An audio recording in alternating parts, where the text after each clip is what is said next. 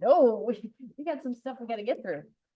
Okay, so just as a reminder, in case you've forgotten, that's Wednesday on chapters 16 through 18.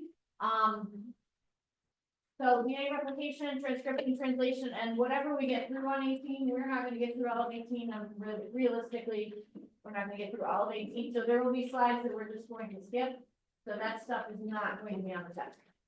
So you read some stuff in the week for 18 that might not be on the test. Whatever we cover in class is fair game for the test. And then your final is next Monday, starting at 8 a.m. Not 10 a.m. 8 a.m. Yeah. So all of your classes have an assigned time slot. This is not the time slot that I picked. This is the time slot we are assigned. 8 a.m. next Monday. We will talk more about the final on Friday. So just a quick review from before break, because I know it's been a while. We started chapter 18, which is looking at the way that gene regulation can be expressed. So 17 talks about transcription and translation, so how we take DNA to RNA and RNA to proteins. And then 18 is talking about the fact that we don't want to express all the DNA all the time. We don't want to make all the proteins for the cell to make all the time. So there are different ways that different cells will regulate the expression of genes, regulate that transcription and translation process.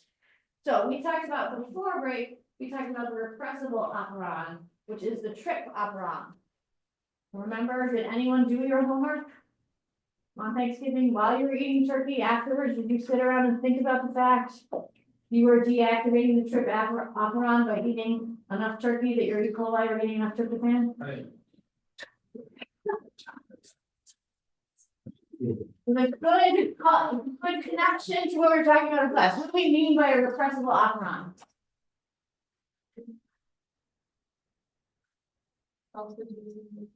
Yeah, so it's a gene that's usually on, but there are ways that the E. coli or bacteria can prevent it from being on. So it can stop the gene from being expressed.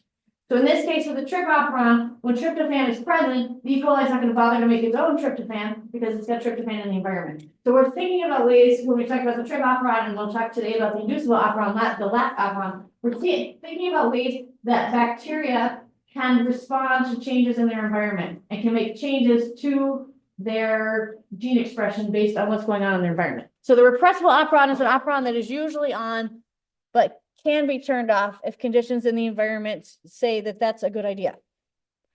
So we're going to talk about the opposite of that, which is the lac operon. So the lac operon is an inducible operon. So what do you think that means? It's usually off, but it can be turned on if environmental conditions are suitable. So it's usually off.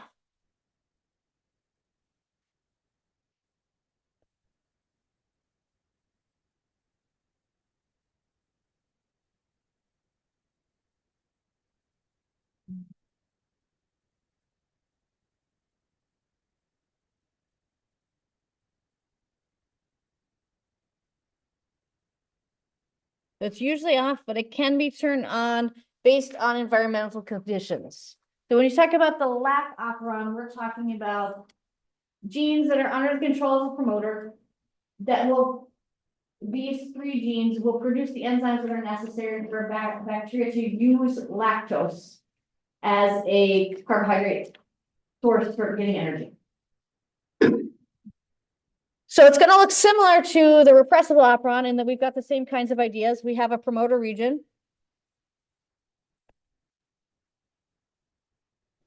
We have a regulatory gene, which is producing this mRNA transcript, which is then going to be translated into this, which is an active lac repressor protein.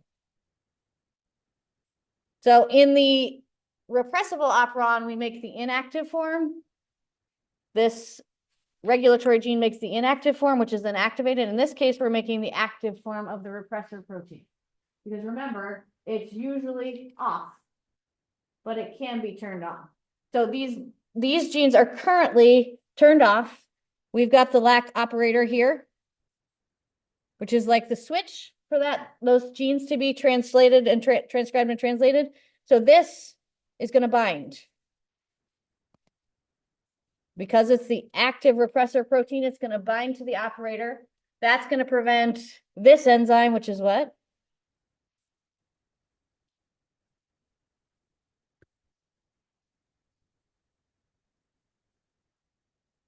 RNA polymerase.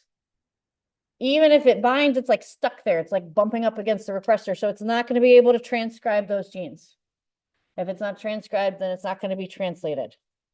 So this is going to happen. This is the situation when in the environment, the lactose level is low.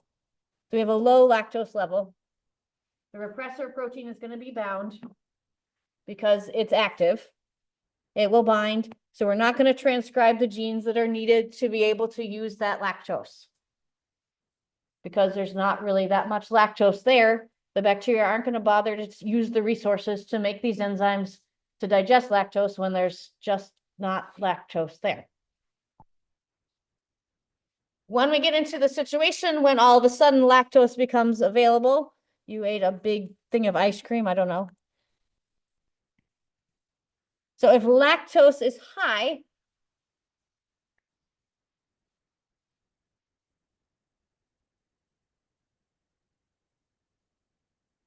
so when lactose is high, this lactose, allolactose is just an isomer of lactose, is going to bind. This is called an inducer. So the presence of allolactose, which is lactose, is an inducer. It's going to bind to the active repressor protein. And what does it look like now? These little things that used to bind to the operator are now bent out. So we've changed the shape. And now it's inactive. It can't bind. So this is an inactive repressor now.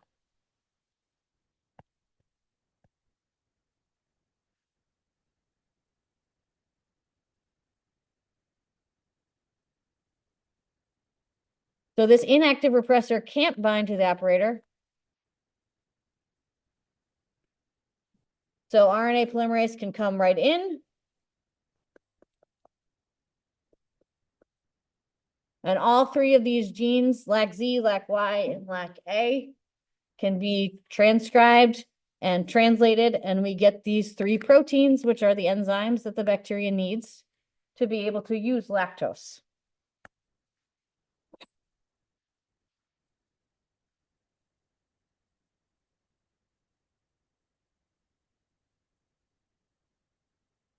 So it's inducible because the presence of lactose will cause the operon to be turned on. Does that make sense? As the opposite of repressible. So in repressible, the product that is made by that operon turns it off. In this case, the product turns it on. The product that makes these enzymes worth making turns the operon on. So when lactose is high, the operon is on.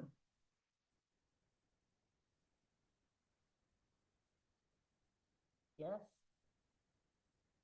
No, you don't know. Okay, but it's not quite this simple because, you know, that seems, at least to me, that seems straightforward. We got to make it a little more complicated. The lac operon also has positive gene regulation.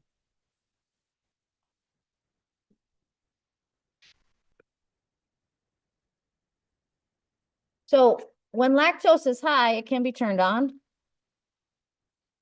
But if glucose is also around, E. coli will preferentially use glucose because those are genes that are transcribed. The mechanism of using glucose is always on. So really, bacteria don't want to use lactose unless lactose is high and glucose is low. So the cell has to have a way to regulate both levels. So if just lactose is present, but glucose is also present, the lac operon is still not going to be transcribed very well because that RNA polymerase doesn't bind well on its own.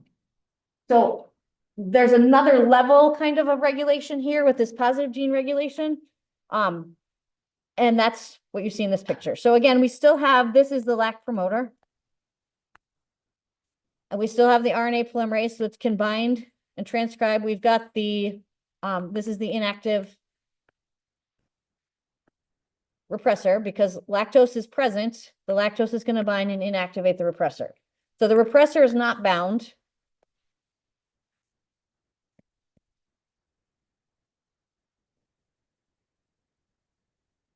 This is the operator. So the repressor is not bound, so there's nothing actually like physically blocking RNA polymerase from transcribing, but RNA polymerase doesn't bind particularly well on its own. So when glucose levels drop, oops, sorry.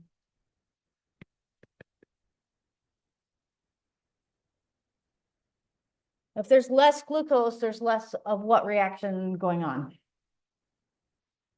What energy making reaction? Yeah, there's less cellular respiration or fermentation going on because there's not glucose to make it happen. So when that happens, the cell's going to be using up ATP, but not necessarily making a lot of ATP. So when glucose levels drop, the levels of cyclic AMP are going to go up. So the ATP is going to be used up and it's going to turn into cyclic AMP. And remember, you may remember from chapter 11, cyclic AMP can also be a secondary messenger, a second messenger in like a signal transduction kind of pathway.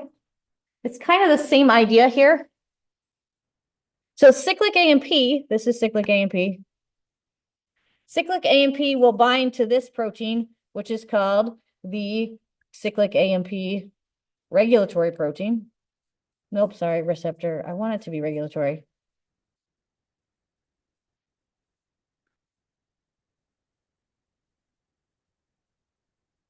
So this is the inactive form.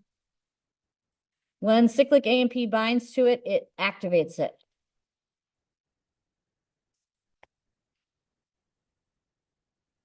So this is called CRP. The cyclic AMP receptor protein is CRP. This is a typo in the book, in the old edition of the book. That's CRP. So this is a CRP binding site. So when the cyclic AMP binds to the inactive CRP and makes active CRP, that CRP will bind here to the CRP binding site in the promoter, and that makes it easier for RNA polymerase to bind. So transcription happens better. So when glucose is low and cyclic AMP is high and lactose is high, you get a lot of transcription of the lac operon genes. Okay. So there's the CRP site. Here's the repressor site. The repressor is not bound because we've got lactose.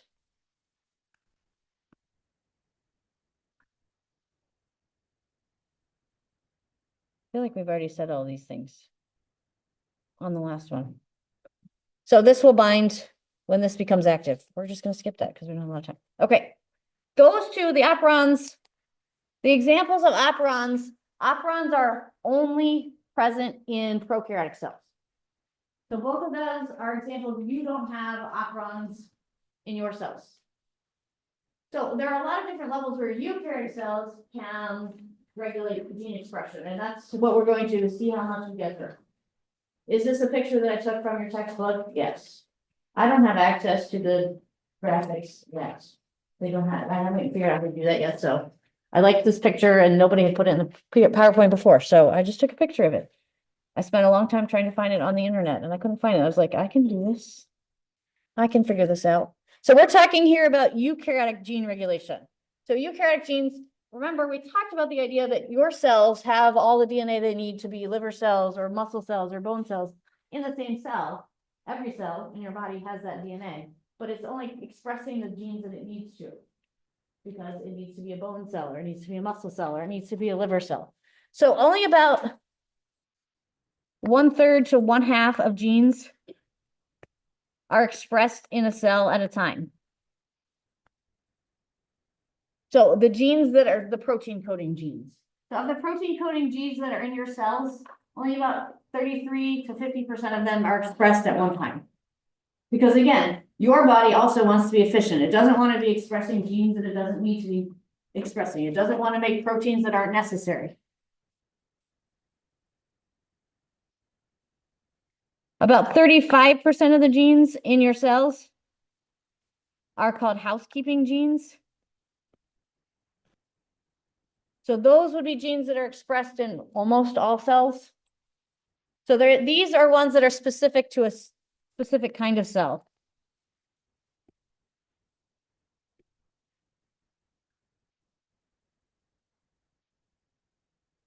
So what we see in eukaryotic gene regulation is what we call differential gene expression.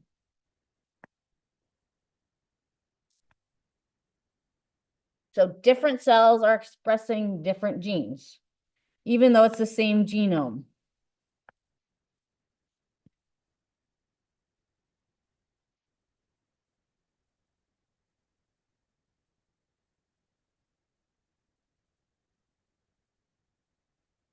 And because of this, we have different cells with different structures and functions.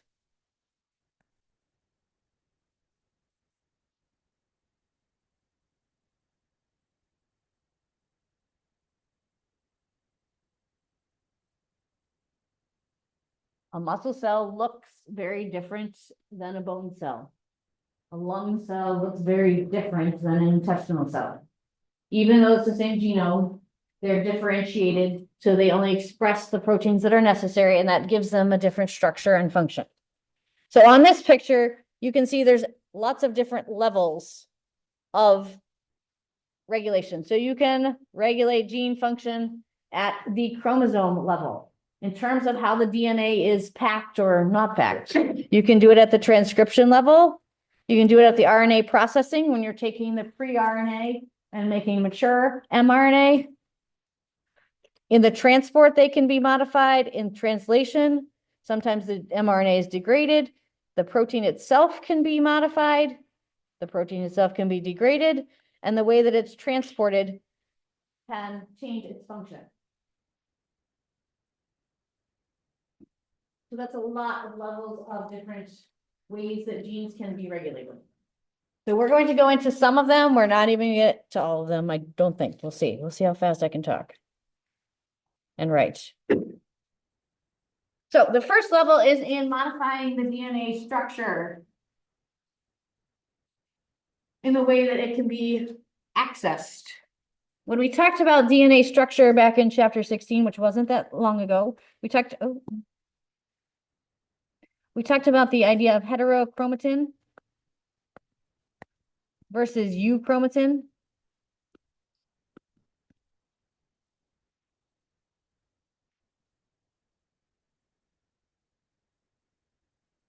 So heterochromatin is really densely packed.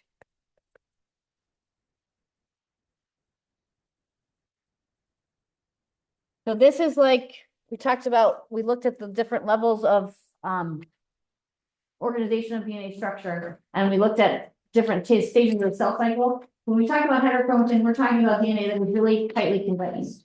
So when it's really tightly condensed, it's really hard for things like transcription factors to access the DNA. So dense DNA is just not expressed. In order for it to be expressed, it has to be loosened up a little bit. The euchromatin is a little more open, so transcription factors can get in there and initiate transcription, so transcription and translation can happen. So just the packing of the DNA can affect the access that enzymes have to do the transcription process. So the structure, the literal structure of it can do it. We can also modify the structure in some ways to make it more easy to transcribe or less easy to transcribe. One of those ways is by acetylating.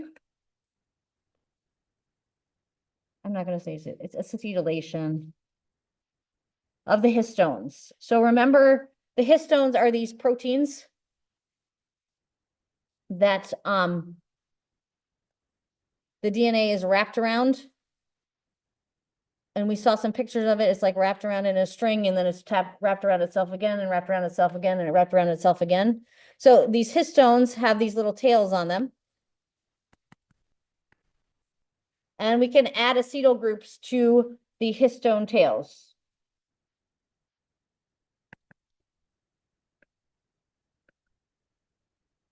So when those acetyl groups are added, that prevents it from packing tightly.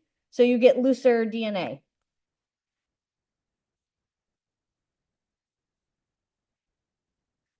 So it loosens up that DNA, so it allows it. That says looser. You can say loosens.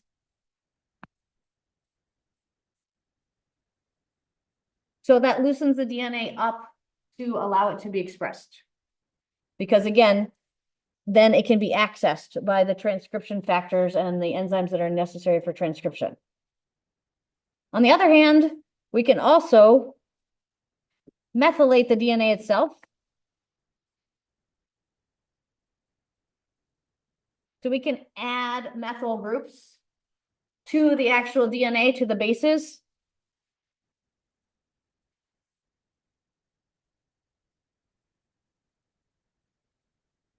This usually happens to cytosine. So we stick these methyl groups onto the cytosine, and that actually prevents transcription. So it blocks transcription.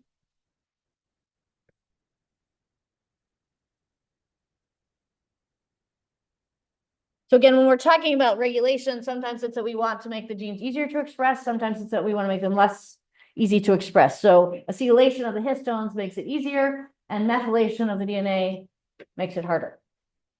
So that's on the DNA, just the structure of the DNA. Those are some modifications. Those are some ways eukaryotic cells can regulate gene expression. The next level is the transcription level. So if the DNA is accessed and everything comes together to make that initiation complex so that transcription can happen, we can make transcription initiation easier, or we can make it harder. So some of the structure of DNA can affect how well transcription initiation happens. So there are proteins that are found, or sequences of DNA that are found in the DNA that are called control elements. There can be ones that are called proximal. So proximal control elements are close to the promoter. And distal are further from the promoter.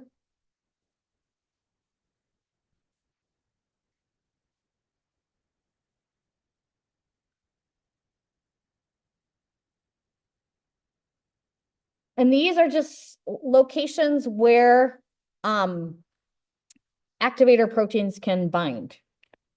So there are some proteins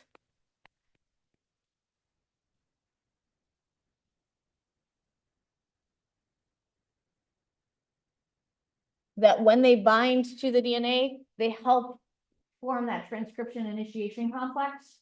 And so they are helping transcription to happen. What's the word after the close to promoter? Distal. Distal, it's this word here. Proximal is close and distal is far away. So you can have control elements that are closer to the promoter and ones that are further away. So this is our promoter over here.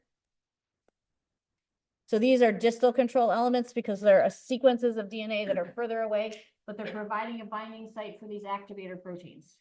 And again, activator tells us it's going to make it happen. Inside this promoter, remember when we talk about eukaryotic cells, there's certain regions of the promoter that almost all DNA in eukaryotic cells have, and one of those is the Tata box. So the Tata box is one of the areas where it's a sequence of T's and A's that allows transcription. It allows things to bind better. So we're not going to go through all the steps of this. What I just want you to see, is that there's elements in the DNA, and then there's also transcription factors, which we've kind of already talked about when we talked about transcription. Transcription factors were lazy, and we abbreviate them TF. So there are general transcription factors, which are for all protein coding genes. And these just bind to the promoter. at that Tata box.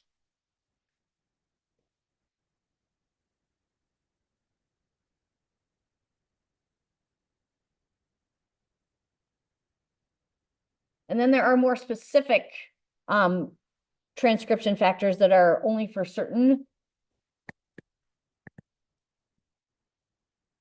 These would be only applicable for some protein genes, for specific genes, I guess.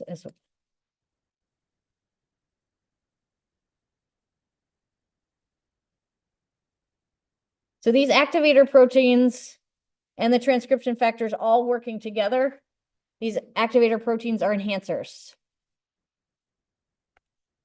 So they are going to make this whole like transcription initiation complex come together better. So you can see here, here's the control elements. We've got the activator proteins that are bound. That's here.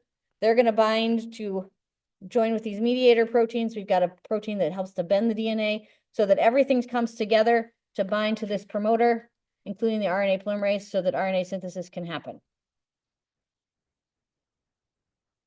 So we can facilitate transcription by having these control elements and activator proteins that are enhancers present to make the transcription initiation complex come together better.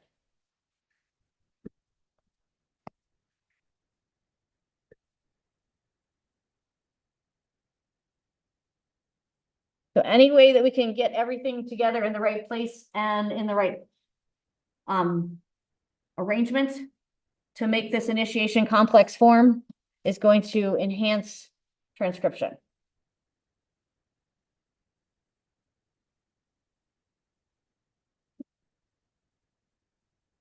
After we make transcription, after we do transcription, so again, we're thinking about these different levels.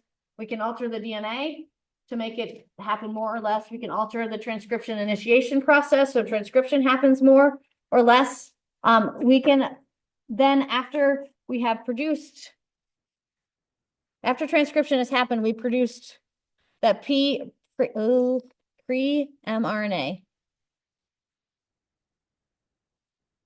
And we talked about the RNA processing where you can add the poly A tail, you can add the 5' cap, and we kind of talked about this, but I want to make sure that we really talk about it.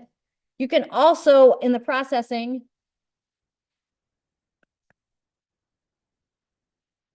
in addition to adding things to the mRNA to make it better able to leave the nucleus to be transcribed, you can also do alternative splicing.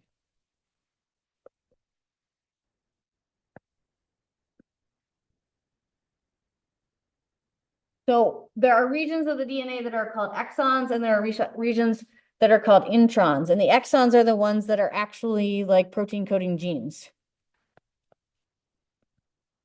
And then there's stretches in between that are introns that are spliced out. So we talked about different enzymes that come in, the ribozymes can come in and they can cut out the introns and they can put it together. But they can also splice it in different ways. So you can get different mRNA from the same mRNA, pre-mRNAs, or primary RNA transcripts. So I can take this primary RNA transcript, which has the genes for 1, 2, 3, 4, and 5, which it doesn't show in this picture. I feel like this graphic is off now. And I can cut it so that I have the genes for 1, 2, 3, and 5. So I cut out the gene for 4. Or I can cut it so I have 1, 2, 4, and 5. So I cut out the gene for 3. What does this mean for our proteins? Are they going to be the same as each other? No, I'm going to make different proteins. So if I make different mRNA, I make different proteins. So even though I'm still transcribing the same DNA, I'm processing the RNA differently, so I'm ending up with different proteins. So that's another way to control the expression of the gene, is by alternatively splicing, getting different mRNA from the same pre-mRNA. That makes this more versatile. Less transcription with different products. We're not going to go into intense detail of this. We're making pretty good progress. We might get to cancer. I don't know. I thought we might not, but we might get to cancer. Okay, there are also, if you remember that diagram, it said DNA structure, it said transcription, it said RNA processing. And then one of the little sidebars talked about RNA degradation.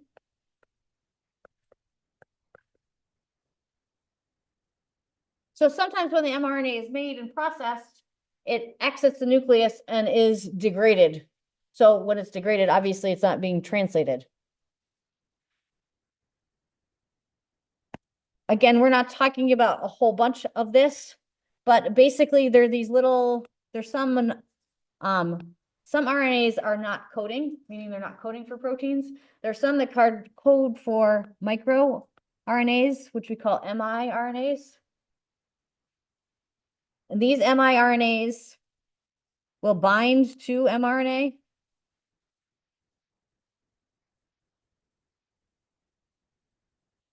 And they will actually degrade the mRNA. So they actually chop it up into little pieces.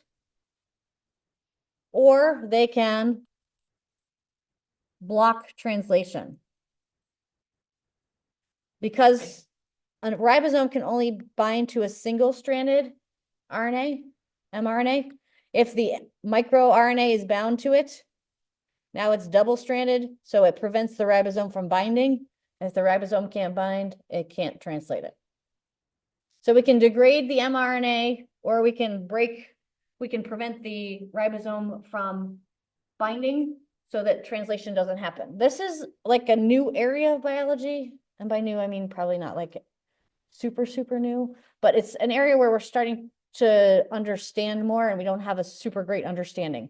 But just, again, there's not just 3 kinds of mRNA. It's not just mRNA and tRNA and rRNA. There's lots of other kinds of non-coding RNAs that we're starting to understand and starting to understand their functions. So you can degrade the mRNA. That's a way to prevent translation. So that's a way to regulate gene expression. The next level is translation control. So again, thinking about that overall diagram, each level, there are different ways that eukaryotic cells can regulate gene expression. So we can regulate gene expression at the translation level. And this can happen by blocking the ribosome from binding, like we saw here. So I should have put that down there.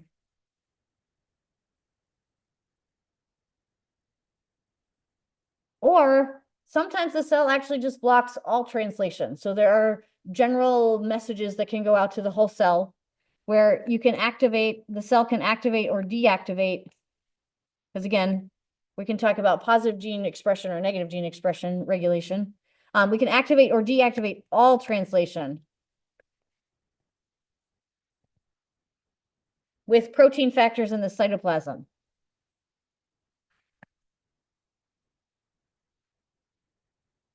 So we can do this at a specific level by blocking one mRNA, preventing that ribosome from binding there. So that would prevent translation of only that mRNA, or the cell can just say, hey, stop, or hey, go.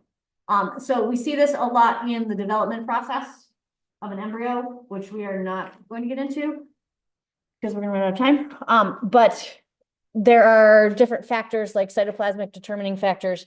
So stuff floating around the cytoplasm that can say, transcribe everything or translate everything or don't translate anything.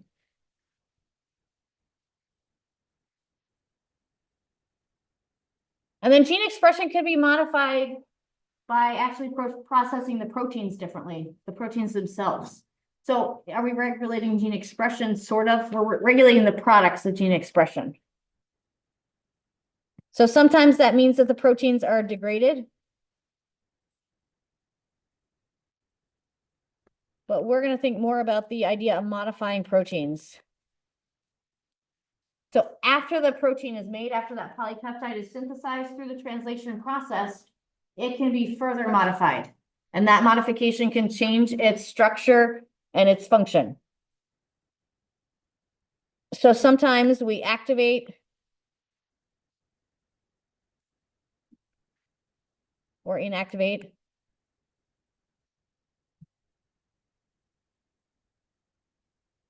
by adding things like a phosphate group. or adding carbohydrates. Remember when we talked about cell membrane structure, we talked about like glycoproteins? So adding a carbohydrate group to that protein can make it useful in a different way. So that's one way to modify proteins is by adding something to it, like a carbohydrate. And sometimes they're modified just in the transportation process. They're taken to another location where they assume their real function.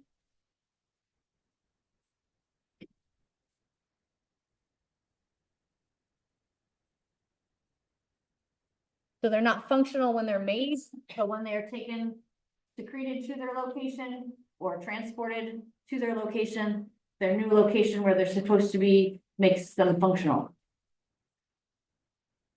So we can modify DNA, we can regulate transcription, we can regulate the processing of the mRNA, we can regulate translation, and we can regulate the protein at the end. So all different levels for eukaryotic transcription and translation and gene expression modification. Does that make sense? Again, all with the idea of your cell only wants to express what it needs to express. Okay, we're gonna skip a couple slides. But not this one. I deleted the slides, never mind. You might have slides, but I deleted the ones that we're not gonna talk about. We talked about the idea of cells differentiating and different cells in your body being different kinds of cells. And so there's it's like a two-step process. So I wanted to at least talk about that briefly. We are going to get to cancer. We're going to end on a really positive note for the semester. We're going to end on cancer. Yeah. So the first part of the process is cells being determined. So we're talking at this point about embryonic cells or stem cells. So they're embryonic stem cells and they're adult stem cells. So at the beginning, after an egg is fertilized by a sperm and it starts to divide, at the beginning, to a certain level of mitosis, a certain number of cells, the cells are what we call totipotent, meaning they can become any kind of cell. But as the development process continues, because of things like cytoplasmic factors that will enhance or inactivate translation, the cell will become determined. It will have determination, meaning at some point it won't be able to be anything it wants to be anymore. Okay, it doesn't have the ability to become anything. So determination means the cell gets its fate. So this is the point in development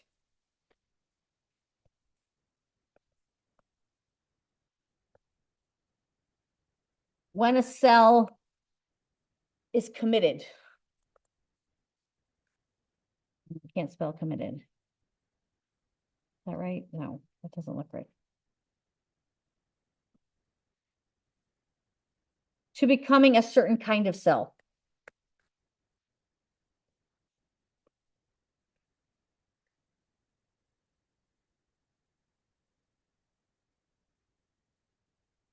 So determination is the point in development where the cell is committed to, I'm going to be a tendon cell, or I'm going to be a bone cell. And at that point, there's like not really turning back. I'm going to be a nerve cell. And that's when the cell itself starts the process of differentiation. So the fate is determined, and then from there, the cell has to make changes. It gets processed into the kind of cell that it is. So this is the process of making a cell into its determined fate. Fate is not a word we use often in biology. So this is the process of the cell beginning to only express certain proteins. So the cell will only express certain, what we call tissue-specific proteins. So this leads to differences in structure and function.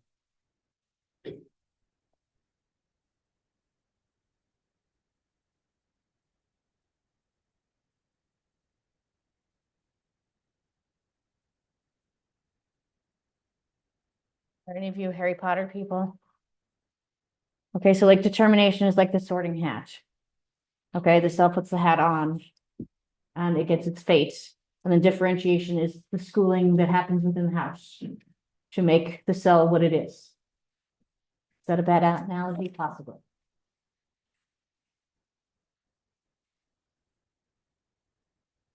Okay, so it gets its fate and then it becomes its fate and it only expresses certain proteins.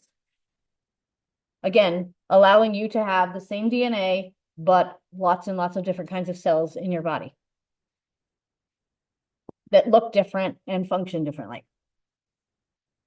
Okay, we've got 9 minutes for cancer. We're probably not going to cure it in 9 minutes. Probably all of you, in all seriousness, I'm sure all of you have known someone who has been affected by cancer.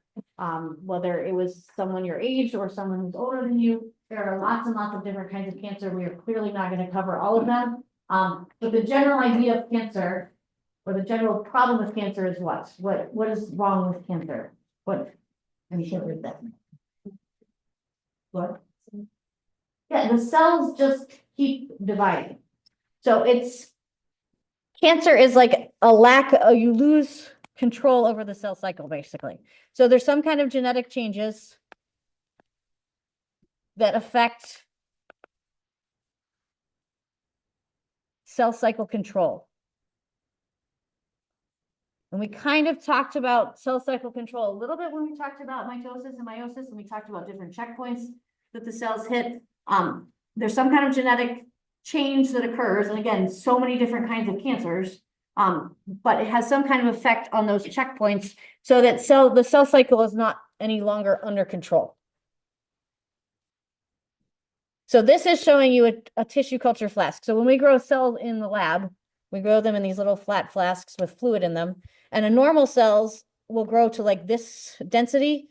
Cancer cells don't care. Remember, we talked a little bit about like density dependent growth, and cells don't like, they like to have a little bit of space. Cancer cells don't care if they have a little bit of space. They will just grow everywhere. And so these changes are happening between what we call proto-oncogenes. So these are the genes that control normal cell growth and division. So this is like proto-oncogenes are the normal ones. These proto-oncogenes, there's some kind of genetic change that occurs and they become oncogenes. So oncogenes are cancer-causing genes.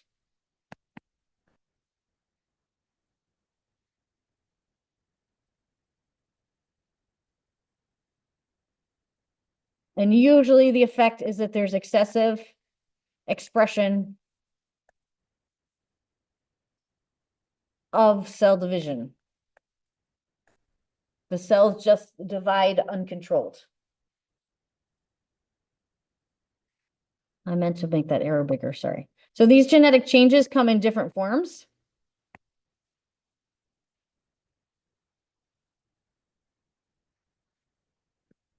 It can be epigenetic changes. Epigenetic means something outside of the genes is actually changing the DNA expression. I think the book shows you an example of how like a mother's diet while she's pregnant can affect a baby mouse, the expression of the genes in a baby mouse. So that would be considered epigenetic because it's not like changing the DNA itself in like a mutation.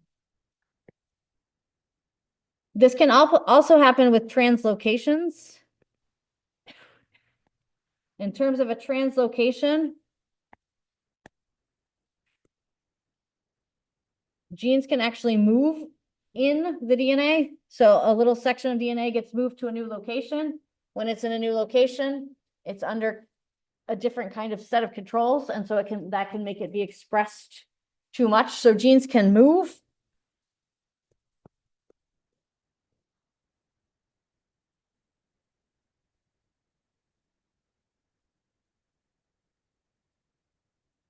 You can also get multiple copies of genes, gene amplification, where a gene is just copied multiple times, so the DNA ends up with extra copies of the gene, which means there's extra expression of that gene.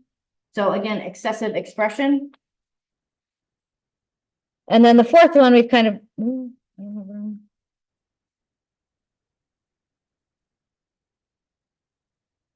Is a point mutation. So this is within a proto-oncogene. There's one change, and that one change leads to a really like hyperactive protein, which I think is funny to think about proteins being hyperactive. Or a degradation resistant protein. So this changes the protein.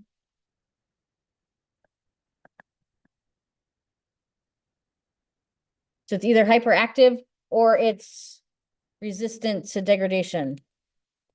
So it's hard to destroy it. Which is one of the reasons cancer can be difficult to get rid of. And obviously different cancers have different kinds of characteristics. So this, I left this on here only to show you, remember receptor tyrosine kinases? This is showing you kind of a progression of how do you get from normal cell development to a malignant tumor. And it's often like a multi-step process where things just, it's not just that things happen really quickly and one thing happens. It's often over time. So this is showing you colon cancer. None of you are old enough yet. You are recommended for routine screening for colon cancer. They recently lowered the age from 50 to 45. I turned 45 in August. I was like, happy birthday to me. I get to get a colonoscopy. You know, that's what's recommended for me at my age now. So the other thing that we didn't talk about on the last slide, in addition to proto-oncogenes and oncogenes, there are also tumor suppressant genes, tumor suppressor genes. So these are genes that will prevent cell division.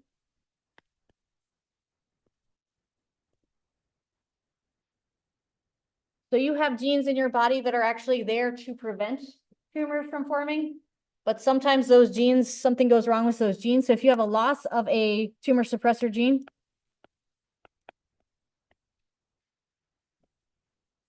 that says, wow, I can't spell now. It's a suppressor, I don't know. Then you might start to get a small growth, which is like called a polyp. It's benign, but you're starting to see that like cells are growing a little bit out of control. Then maybe you have an activation of an oncogene, which again is going to cause more cell division. You might lose another tumor suppressor gene. The most famous, I think, tumor suppressor gene is the p53 gene. That's one that's specific for colon cancer. So then you might get a larger benign growth. So it's still benign, it's not cancerous. That's called an adenoma. And then you might lose another tumor suppressor gene.